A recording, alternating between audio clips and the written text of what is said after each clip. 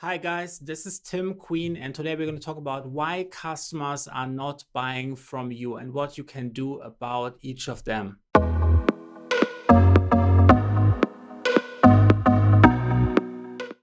Number one, they didn't know about you. If customers don't know that you exist, they don't know that your products exist, they don't know that your services exist, they don't know that there is a solution to the problem, if they don't know there is a problem at all, and they don't know that you exist, they can't talk to you to get this fixed. So number one priority on your list should be that customers get to know you.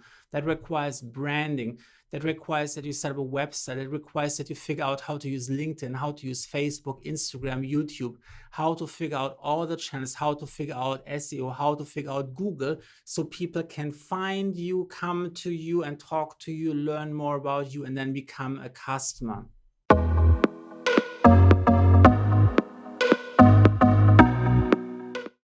Now, reason number two why customers don't buy from you is a lack of trust. They don't feel comfortable around you. They don't know you long enough. They don't have proof of concept. They don't have any testimonials. They don't have any recommendation by a friend. They don't know enough about you. They haven't worked with you in the past. So there is a lack of trust. So your number one priority to getting this trust fast is you have to fast track the trust building process, meaning you have to know what signals indicate trust to your customers. How can you identify those signals? How can you make sure that they're getting this? This could be something like showing them testimonials, showing them case studies, showing them demonstrating something what you have done for your own marketing, things that you have done in a case study for someone else's marketing. That can be just you learning how to explain things better so customers understand what's going on, so they feel more comfortable with you and giving you a try. It can also help to lower the risk a little bit by having a lower priced item that they can get a taste for you, so they can understand how it's like working with you.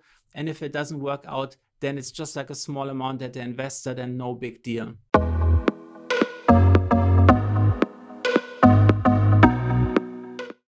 Reason number three, they don't understand the value of what you have to offer. This often happens when you're not able to explain the value proposition that you're offering to them in a way that is meaningful to them, in a language that is speaking to them, in an understanding that's reflecting that you understand what is going on in their life. If you're not able to explain the value that you're offering, that you're providing, that your services and products are delivering to them, they won't see it. If they can't see it, then there is no value for them. So they don't want to invest any money for something that's of no value. So here's my top tip for getting people to see the value. Think about the key milestones that they have to go through. What are the key core beliefs that you have to knock out for them to become a true believer? And then practice this. Let's say you have 3 or 4 core beliefs. Practice this. Write down a script and explain each of the 4 core beliefs in one of your sentences. Then practice this. Then over time, you will notice that you can naturally embed this into your conversations. And then over time, this becomes your second nature. And also ask customers for your feedback. Ask them why they didn't buy. Like, what was it that didn't click with them? And you will often find a lot of valuable feedback that gives you like direct input. What can you improve for future conversations with future potential leads?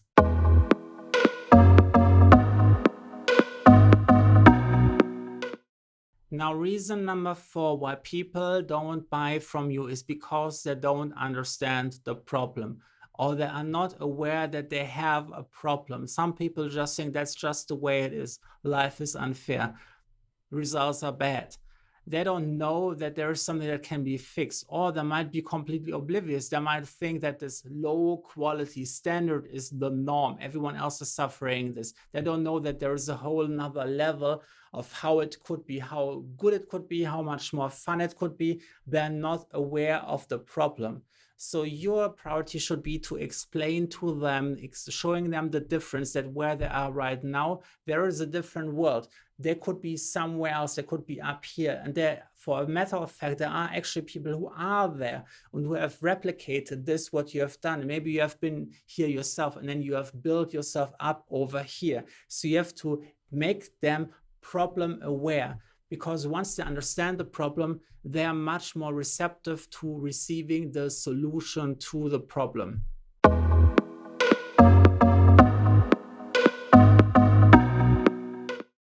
Reason number 5, bad positioning or bad branding. If you have a solution, a specific skill, how you can resolve certain problems for a customer, that's all great. But you have to tell this in a manner that is like self-explanatory to your customer. If you are not getting your positioning or your branding right, they will not be as connected with you as they could be. To give you an example, let's say you're offering a supplement, like a nutritional supplement. So that sounds all great. We all know like vitamins and minerals and like supplements are improving our health. But what if you were more specific? If you, instead of saying you have a health supplement, maybe you could say you have a health supplements that helps high performance athletes to recover quickly after a workout. Now you're way more precise. You're describing the specific person and you're describing the specific scenario. If you can create a branding around a specific aspect of what you're doing, it's much more likely that customers who are falling into this category feel more like, yeah, that's like me. It's like for me, this person is heaven sent just to help me fix this in my business. Of course, there's different things that work for all industries, but by having one of your core industries as your main topic, you make it much more likely that those people are then converting to customers in the future.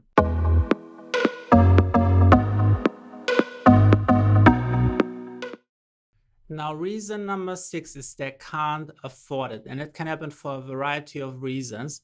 Maybe you are offering like a premium product and they only have a small budget.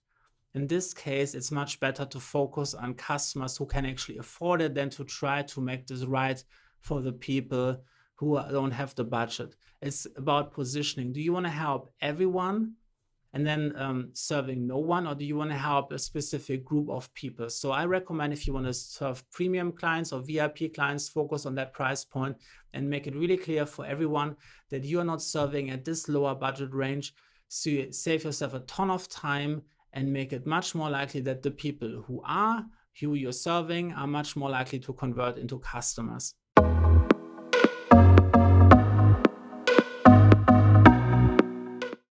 Reason number 7, they don't need what you have to offer. And that sometimes can happen. Sometimes you might think they might need it, but maybe they have already another solution that you're not aware of, or they want to do something else with someone else in the future. Sometimes it's just the way how it is. So the best way is when you figure out they don't want this, they are not interested in getting this, they don't need this, just to move on and spend more time with people who actually need what you have to offer.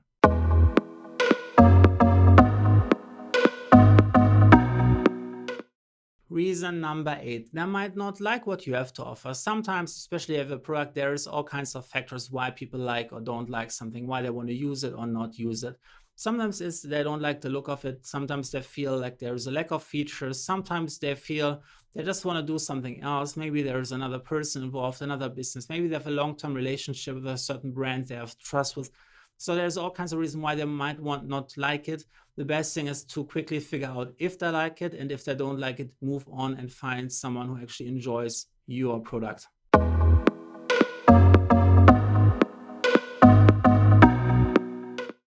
Reason number 9, why some people don't buy from you, why some people don't become clients, because they don't like you.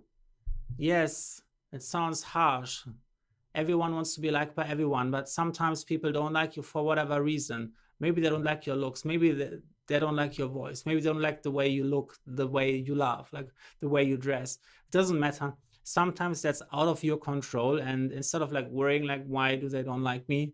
Just accept it as a fact of life. Some people will never like you. You can spend a lot of energy trying to please them. Most of the time it doesn't work. So instead of spend your time productively and focus on the people who actually do like you, and actually be more yourself. And the more you are yourself, the more you're attracting people who actually really resonate with the way you are.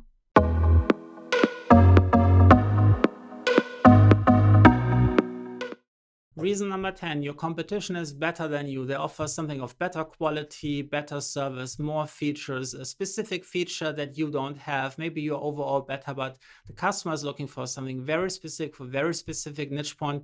Sometimes that's outside of your control. Oftentimes it's a way of like making decisions, strategic decisions, how you want to position yourself, how do you want to position your products. Sometimes this one customer that is maybe just like 1 in 10,000, but the other 9,999 might be perfect fits. So it doesn't make any sense to develop this feature, would make everything like twice as expensive just to serve this one customer. It's about how to make the most amount of money overall in your business. So think about like, would it make sense? Sometimes it's okay to lose a client if there is not a good fit. So don't worry about it. Sometimes the competition is just more niche focused and in this specific user case, but you can still use the information to learn from it. If you see a pattern and people like consistently always want to buy from the competition, then you might have to think about like how to adjust your product, how to adjust your service, how to offer more at a better quality to outbid your competition. Don't go on price, focus on like creating something new that only you have to offer that your competition doesn't.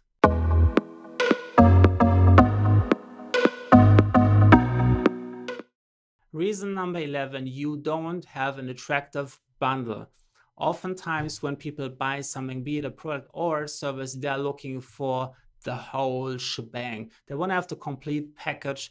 They don't want to just have the iPhone. They want to have the headphone inside. They want to have the charger inside. They want to have the accessories, the charging cable. They want to have like the nice experience working with this product. So sometimes maybe your bundle is not as attractive as it could be. Maybe considering adding like more items to your bundle, adding additional features that the customer might need. If you have a service-based business, maybe you have adding a couple of different complementary services that I might actually need or might be really useful for them, and then put this into a bundle, put a higher price point on it, and the bundle as a whole becomes more attractive than the sum of all parts of it.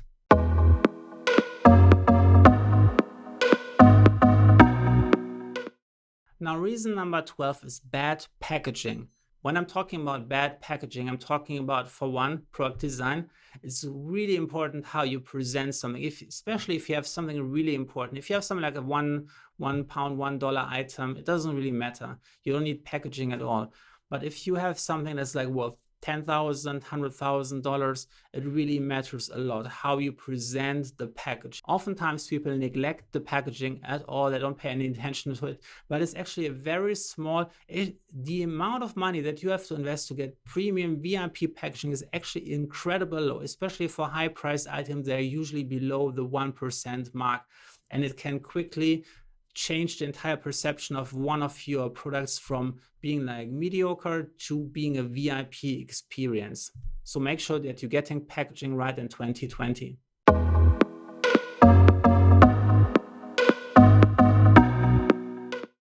Reason number 13, you're using the wrong language in your marketing. This often happens if you are having a specific audience that is used to having a certain lifestyle, a certain flair, a certain energy around it. So if you're not matching the frequency of that language, maybe you're talking very stiff, but you're talking to a very young audience, very energetic audience, then I think, oh no, that's boring. It's like my grandmother's generation product.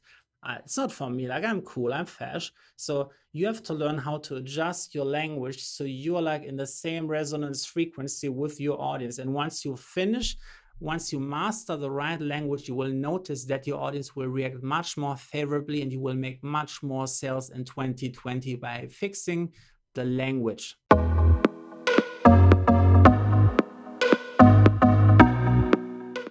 Reason number 14, you don't have any marketing to promote your products or services on the marketplace. It's really important that you understand the power of marketing. We are living in a very competitive age. There's tens of thousands of people who offer similar offers on this planet. So if you want to stand out, if you want to get more sales, if you want to command higher price points and get happy customers who are willing to invest this amount of money, you have to use marketing so people learn about you. You have to use positioning and branding to communicate to them that you are the right one for their specific problem for their specific challenges. And when you're using marketing, content marketing, social media marketing, online marketing, search engine marketing, you will know that this becomes a predictable revenue model where you are able to consistently produce high quality leads to drive traffic for your business and turn them into happy customers.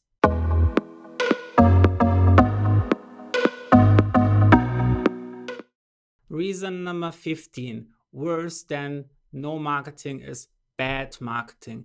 Bad marketing can completely ruin your reputation. This can be the quality of your marketing, the quality of your content could be bad, but it could also be the method how you're doing marketing could be really detrimental to your reputation.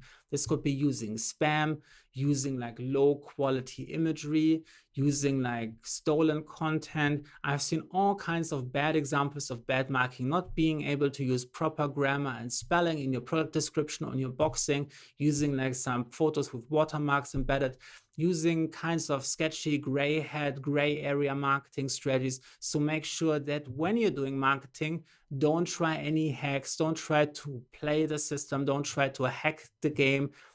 Play it honestly, find someone who can do really good quality, invest the money, it's paying off like 10 times, 100 times more what you put inside when you're doing good marketing, and you will see you will get much more stable and reliable results in terms of sales in the future.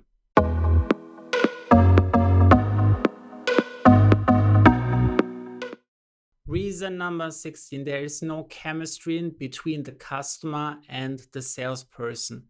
That might be the perfect fit for your customer. The customer might be a perfect fit for your product or service. But if you have a salesperson which for some reason doesn't connect with the customer might walk out the door and go somewhere else, buy something else. That's usually outside of your control. Of course, you can do sales training, getting people, giving them more people skill, training them, teaching them NLP. But sometimes it's out of your control. Sometimes the chemistry is just not right. People, for some reason, they just don't connect with each other. They can't stand each other. And that's just something you have to move on. Not everyone is the perfect fit. Sometimes when you train the salespeople, you can tell them if you notice someone is like really disconnecting, maybe you can introduce them to someone else during the conversation. But that doesn't always happen. So just see it as a fact of life. Sometimes salespeople and customers don't connect, while another salesperson would have been the perfect fit.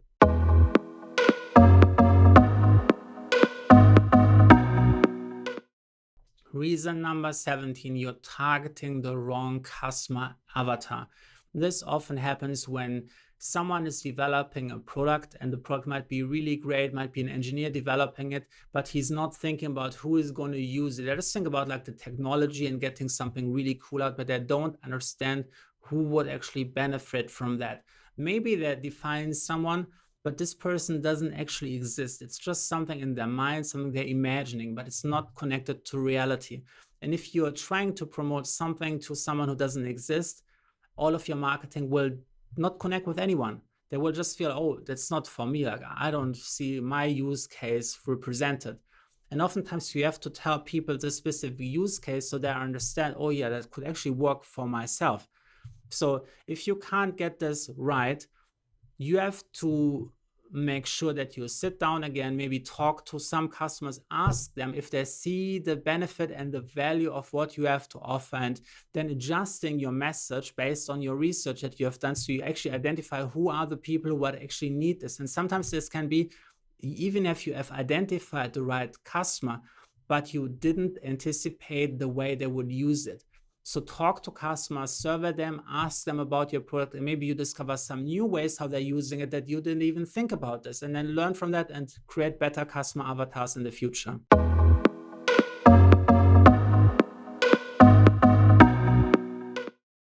Reason number 18, you don't understand your customers' needs. This often happens when you are having difficulties communicating. For example, the customer might tell you about a specific problem, but you're not listening to it.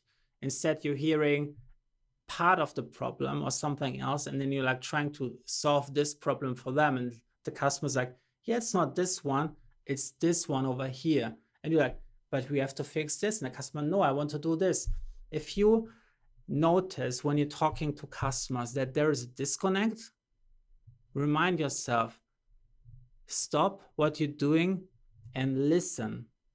And maybe you have to ask 2 or 3 times till you really get what the customer has to say. And the customer is usually happy to explain it because people want to get understood. And when they feel understood, they feel like much more likely that they are open to buying something from you because they feel, yes, you get it, what I have. And because you get it and you say this can help them, then they feel confident enough that you are the one and they will buy from you.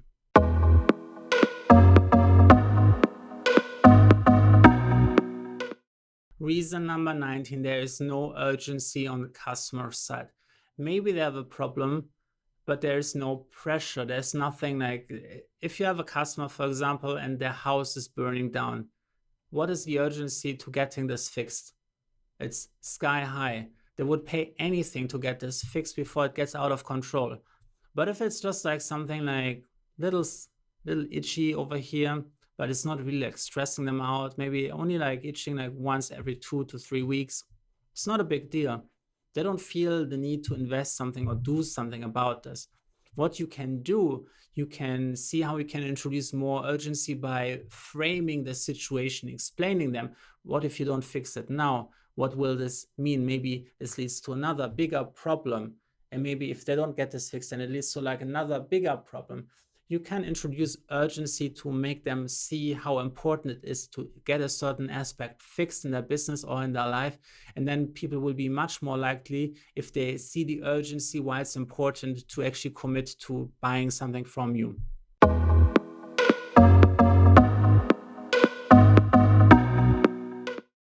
Reason number 20, there is no scarcity. If you have a commodity item that they can buy in any store, there is no need to buy this from you. They can just do that whenever they want. As an example, if you want to buy a chocolate bar, you can go to any store, at any corner shop, in any big store, you're going to get some chocolate bars. But if you have something that is like limited, you can only buy this in a specific place. Maybe there is a very limited quantity of items available, maybe a limited edition, it becomes something scarce. And if you have something scarce, people are much more likely to buy it because there is this pressure. If something is like only limited, available in limited quantities, they might not be able to buy it if they don't act now. So this introduces some time pressure, the urgency and the scarcity, and then people are much more likely to commit to something. So if you are selling something, make sure that you don't over-deliver it.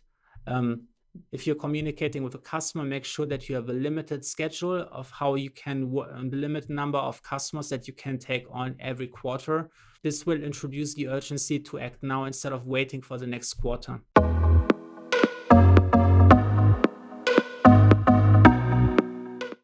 Reason number 21, and that's a big one, you don't believe in your product. And that's a very common illness that we have among salespeople who don't really enjoy their job. They feel, oh, it's just like something I have to sell, but they don't really believe in the product. They don't use the product themselves. Maybe they use some other competitors' brands. And this is really bad. You have to, if you want to sell something, you have to believe in it yourself first. You have to be the biggest fan of your product. And when you are your product's biggest fan, your biggest evangelist, you're using this all the time, people will feel it and they're much more likely to believe you and to join in and to become a paying customer.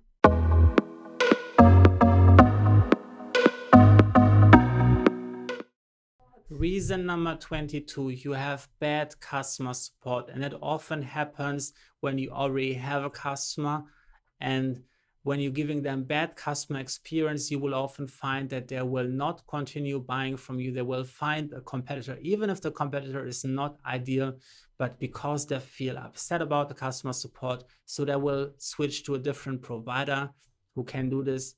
Maybe not the same quality as you, just to show you that they don't accept bad customer support. So if you have bad customer support, make sure that you get your customer support team in the right training so they can learn how to deal with situations more clearly. Invest some time into writing more personalized messages to them. Don't just have some copy and paste messages. Make them feel you actually listening to them, and personalize each and every message when the customer is reaching out to you about a problem.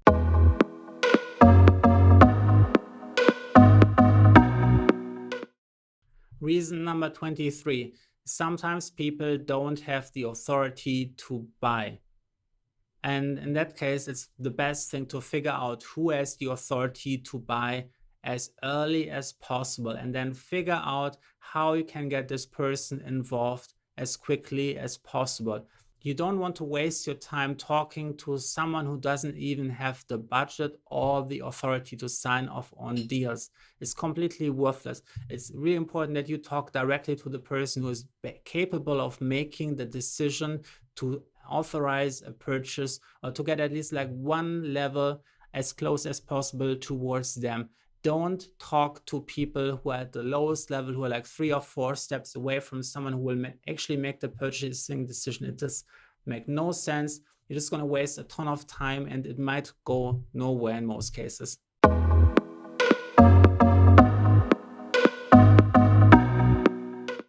Reason number 24, sometimes it's out of your control, but especially bigger corporation has very strict processes how they have to source new vendors, so how they have to find someone for a specific problem. That might require that you have to register for a certain portal, then you have to submit formal RFQs, you might have to fill out a lot of paperwork to document your business history. They have all kinds of specifications, and they just have the size to box this through. So if you're not being a unique of a kind of service or products, there's usually nothing you can do about this than to comply with the process. Oftentimes, big corporations are required to get different offers from different parties. And oftentimes you will find that some people just want to compete on price. So if you have something like in a premium sector, but it's not like VIP enough, you will often find that you might lose out on that because they were going for like something like a lower price with someone else.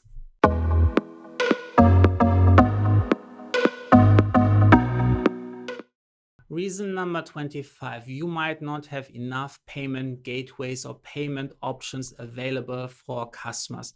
Now, as an example, for most online stores, you might have some form of like Stripe or Braintree who can process credit card payments. But some people use a PayPal account. Some people in China use Alipay.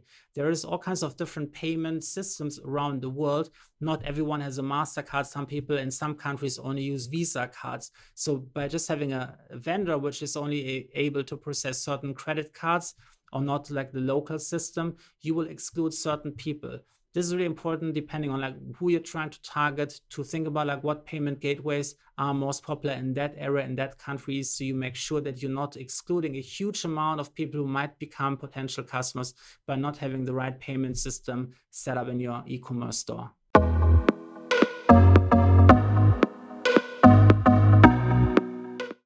Reason number 26, your customer might not have any imagination, and that might mean they might not be able to see or to visualize what it would be like if they resolved this problem, or if they implemented a certain solution. They can't imagine where this could lead them. So sometimes you can help them by giving them guided directions, like what if this could happen, like guiding them to develop the images in their mind that they don't naturally develop themselves, getting them excited. But sometimes that's just not working, and you just have to accept some customers without any imagination will not be able to buy because they just can't visualize the goods that it could do for them. Now, for some products, you might introduce a trial. This might sometimes help them to get to experience what it's like to actually do something, instead of just like listening to you promising something. Sometimes they just have to see it until they believe it.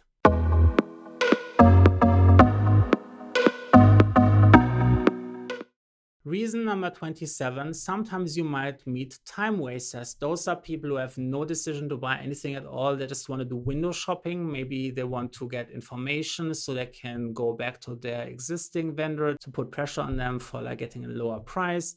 Or they just want to get like some information what the competition is, though. That might even be some competitors pretending to be potential customers.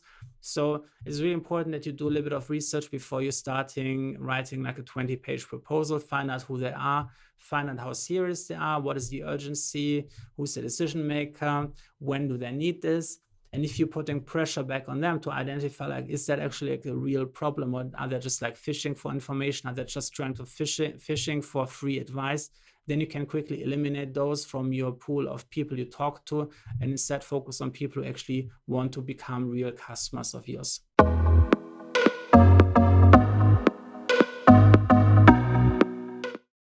Reason number 28, you are too pushy. Sometimes people need space and time to come to the conclusion that they want to become a customer by themselves. So if you're starting putting pressure on them, they feel like this. So by just giving someone who needs a bit more space, the space and the breathing space for them to think about this and to then evaluate it by themselves without pressure, you will see a lot of them will come back, and those are the most loyal customers you can imagine. So identify the people where pressure is the right thing and where pressure is the complete wrong thing. Test the water. If someone is like reacting like a little bit cautiously, put the pressure off. Don't put too much pressure on it. This will just give you the opposite and you will get low or no results at all.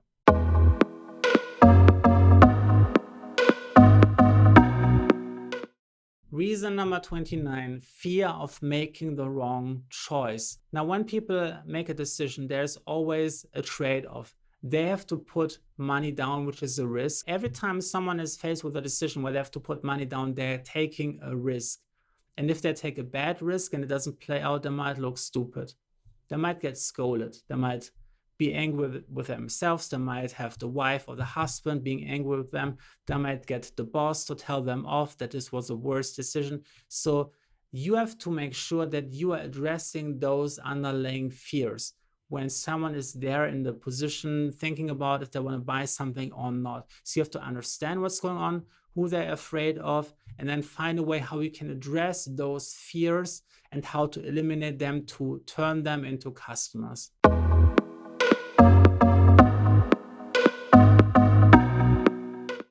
Reason number 30, analysis paralysis. Oftentimes, when you're giving people too many choices and too many options, they will end up in analysis paralysis. They won't know what to do. So if you're crafting your offer, make your offer simple. There shouldn't be more than 3 different options. You might even start with 2 options, so they just have like a binary choice. And then if they're asking for something, maybe you have 3 offers, but you're just showing them the top 2, the ones you want them to buy. And if they then come back to you and say, could there be a 3rd choice? Then you can present them offer number 3. But don't overwhelm them. Give them ideally just 1 answer or 2, and only then give them more options if they ask for this or ask questions about this. So let me know in the comments, which one of the 30 tips did you like the most? Which one have you made yourself? Which of those mistakes? Did you think of any other solutions for any of the tips? Share them in the comments below. Let's make this like a big collaboration so we can find better solutions for all of us. And if you want to learn more about marketing strategies that really work in 2020, make sure that you subscribe and turn the notification bell on to get an email notification when I release my next video.